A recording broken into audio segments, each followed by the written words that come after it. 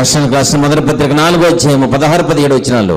ఆర్భాటముతోను ప్రధాన దూత శబ్దముతోను దేవుని బోరతోను యేసుప్రభు గారు వచ్చేటప్పుడు ఆకాశం దద్దరిల్లిపోతుందండి. దుర్మార్గులకి మంచి వాళ్ళకి వెలుగునిచ్చిన సూర్యుడు దరిద్రం వదిలిపోయిందనుకునే రోజు ఆ రోజు ఇంకా ఆరిపోతాడు. దుర్మార్గులకి మంచి వాళ్ళకి మేఘాలు నీళ్ళిచ్చేయి, అంతరిక్షం వెలుగునిచ్చింది కదా.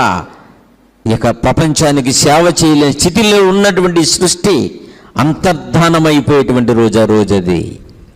దద్దరిల్లిపోద్దంట భూమి ఆకాశములో. ఏం సౌండు, ఏం శబ్దం! మంత్రి గారు వస్తుంటే తారా చెవులు, బాంబులు, అవుట్లు కదా, ఎంత అలవాటు చేస్తారో. మరి దేవుడు వస్తుంటే